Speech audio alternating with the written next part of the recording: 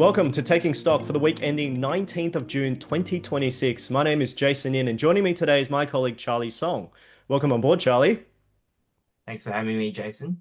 Well, it's been a pretty interesting couple of days. Yesterday, Charlie and I were at the masterclass here down in Melbourne, and it was an awesome opportunity to meet a lot of our wonderful members, which was a fantastic session. So hopefully everybody had a really good day. But before we begin today's session, Charlie, a quick reminder that today's discussion is of a general in nature only and does not consider your personal financial circumstances. Nothing that we discuss should be taken as personal advice or as a recommendation to buy, hold, or sell any type of security. Now, Charlie, what another eventful week that we've had this week. The biggest macro story was that the interim deal between the United States and Iran, and this helped calm a lot of the oil markets after weeks of disruption through the Middle East. At the same time, the new Fed chair, Kevin Walsh, also chaired his first Federal Reserve meeting, and this gave investors a first look into how the new Fed chair may operate under this new type of leadership.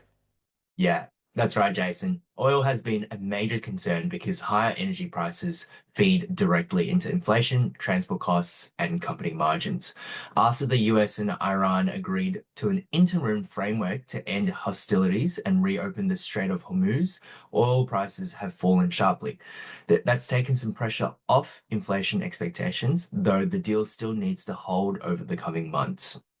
Yeah, it would be interesting to see how that plays out. But the other big macro event this week was obviously, as I mentioned earlier, the Federal Reserve meeting. And under the new Fed chair, the Fed kept rates unchanged, but the tone was still rather cautious. The message was that inflation remains a rather high and that markets should not assume rate cuts coming anytime soon. In Australia, the RBA also kept rates on hold at 4.35%, while continuing to warn that inflation remains above target. So the broad message is that central banks are not yet comfortable declaring victory on inflation. Yeah, interesting. And also internationally, the inflation picture is a little rather mixed. US core inflation data remains above target, while UK inflation held at around 2.8%, which was a little softer than what market participants had expected. So inflation is no longer accelerating around the world, but it is still not low enough for central banks to relax completely. Our stock discussion this week starts with AIC Mines. The company owns the Eloise copper mine in northwest Queensland, and its key growth project is the nearby Jericho copper deposit. Yeah, the company reported better than expected drilling results from the Jolly Shoot at Jericho, which was the first area scheduled to be mined. Now, the results included several high-grade copper intersections, and management also noted that gold grades were stronger than what they had previously anticipated. Yeah, that's important because Jericho is central to AIC's growth plan. The company is targeting an increase in copper production from around 12,500 to 13,000 tons per year. Um, Today to around 20,000 tons per year once the expansion is complete. Yeah, that's a pretty powerful increase in terms of production grades. What we've also seen is that higher grades does improve the economics of the mine. If the company can mine better quality ore than what was originally expected, then this can support a lot of the earnings margins, cash flows, and return on capital as Jericho becomes a larger part of the group, which is pretty positive. Yeah. And moving to HomeCo Daily Needs REIT, HDN revalued its portfolio by 1.8% following unaudited valuations across its 46 owned properties. Yeah, when I saw that, it was a pretty interesting update, Charlie. Property valuations have been under a lot of stress from obviously higher interest rates, but a positive revaluation suggests the portfolio is still performing rather well, and this has been supported by income growth and also demand for daily needs retail assets, which is a big positive for HomeCo.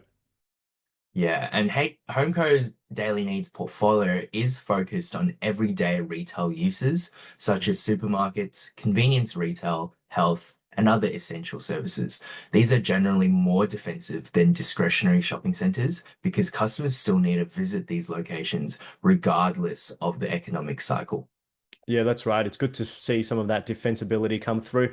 Management also declared roughly around 2.15 cents per unit dividend for the June quarter and reaffirmed FY26 guidance of around 8.6 cents per unit in terms of distributions and also 9 cents per unit in terms of funds from operations. Yeah, that means those dividends are well covered by cash flow.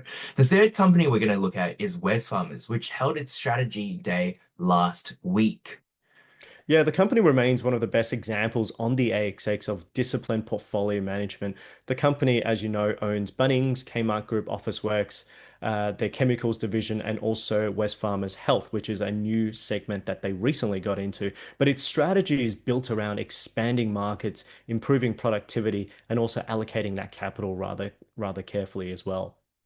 Yeah, Bunnings remains the core engine of the group. Wesfarmers is looking to expand its addressable market by broadening the product range and improving the channel mix. The business still benefits from scale, cost leadership, and a very strong brand recognition. I think one thing that they're doing pretty right is coming from the Kmart group. The focus remains on low-cost core categories, digital platforms, marketplaces, and obviously their internal Anko brand. The Anko brand has become a pretty meaningful and has retained a rather high competitive advantage because it gives Kmart differentiated products at that low price target point.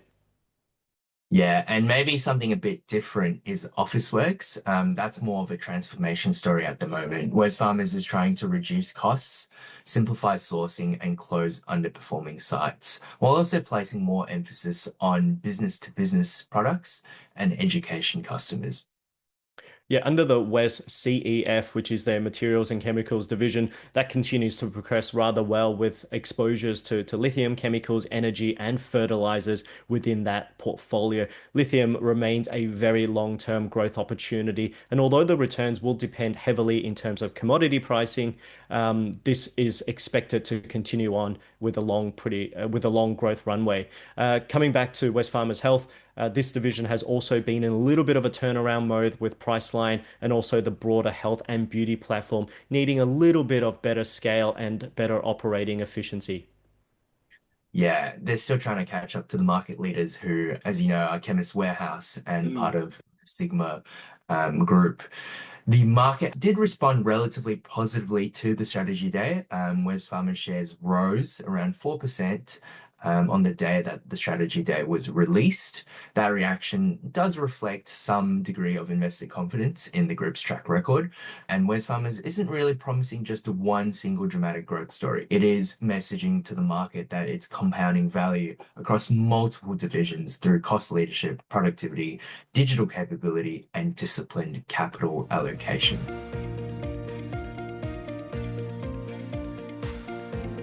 For Under the Microscope this week, we'll be looking at Flight Centre. And Flight Centre isn't a star stock, but it's a company that operates in the tourism industry. And the tourism industry has obviously had its ups and downs recently, hasn't it, Jace? Yeah, it's pretty interesting, and especially on the back of the US ceasefire and some type of peace deal in Iran, we should see, or we could see, a little bit of a spike in terms of these leisure and tourism plays. Now, the company updated its FY26 profit guidance this week. The company expects underlying profit before tax of 275 million to around 295 million, which is slightly down from its previous target of 310 to 334 million, which is cycling a little bit of those headwinds that we did see initially during the Middle Eastern conflict.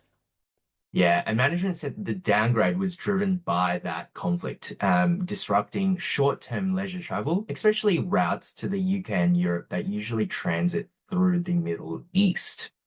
Yeah, that's usually a pretty important transportation hub. The leisure business was on track for much stronger year before the disruption, and Flight Centre, the group said that profit was almost 10% over the first 3 quarters, with gross accelerating by around 20% into the third quarter. Unfortunately, the fourth quarter was hit by a lot of flight cancellations, rerouting, and also higher fares, delayed bookings, and not to mention probably some of the higher fuel costs that we've seen impacting a lot of the airlines. Yeah, 100%. A profit downgrade is never ideal, but the cause in Flight Centre's case does look to be temporary, external, and it seems like it might start to ease.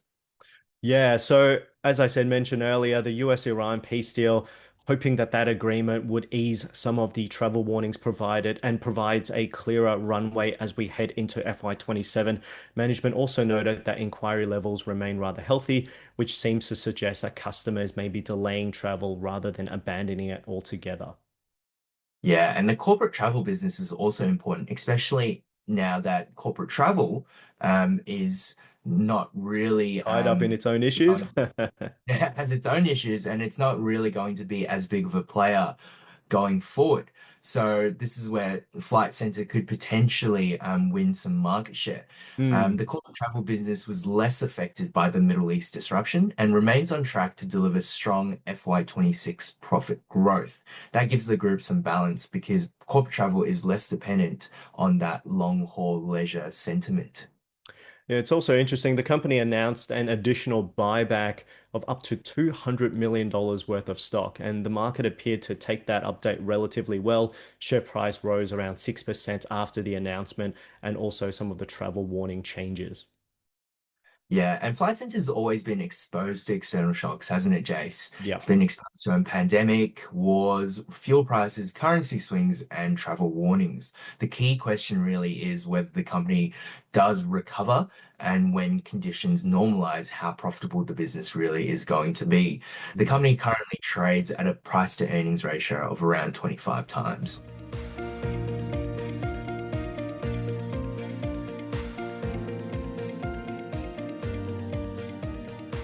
For question of the week, we're looking at how cyclical the AI build-out will be for infrastructure companies.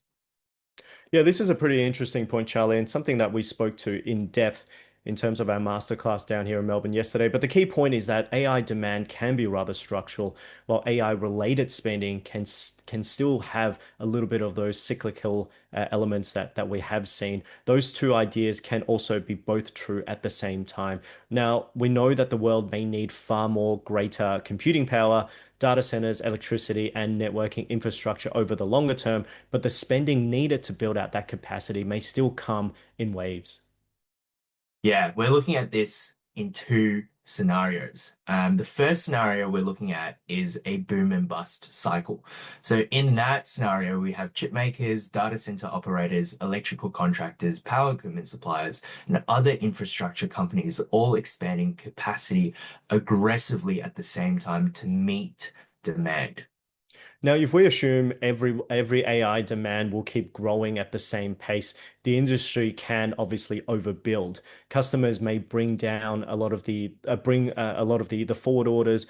Suppliers may expand a little bit too quickly, and margins may look a little bit strong for a while. So that would be definitely interesting to see how the whole thing cycles through. But if demand does pause, projects are delayed, or customers slow down their spending, then this could quickly turn into excess capacity, weaker margins, lower returns, and therefore a bit of a negative for the industry. Yeah, and look, that's the risk with any investment boom. We've seen it with commodity cycles, we've seen it with financial cycles. Mm. The long-term theme can be real, but the spending cycle can get ahead of itself. Most definitely. Now, the second scenario is a little bit more measured. In this version, supply grows rather carefully and is better matched to longer term customer demand. Data center operators secure longer term contracts, power availability limits a lot of the overbuilding, and also suppliers expand capacity with a little bit more discipline. That is what I would consider a better outcome for investors because growth is going to be more sustained. It might be less explosive, but it's going to have less of an up and down sort of, I guess, boom and bust nature to it. Yeah, and this is what we like to see. We like to see a linear growth path, but as you know, not everything in life happens in a linear format, and this is probably a pretty important distinction that really quite matters. Investors sometimes think about picking the picks and shovels companies, and that they would automatically and assume that they would automatically be safer because they're not really trying to pick the winning AI software companies. But infrastructure suppliers still face a lot of the risks around project timing, labor costs, material cost margins, and also customer concentration. So this is something to bear in mind as well.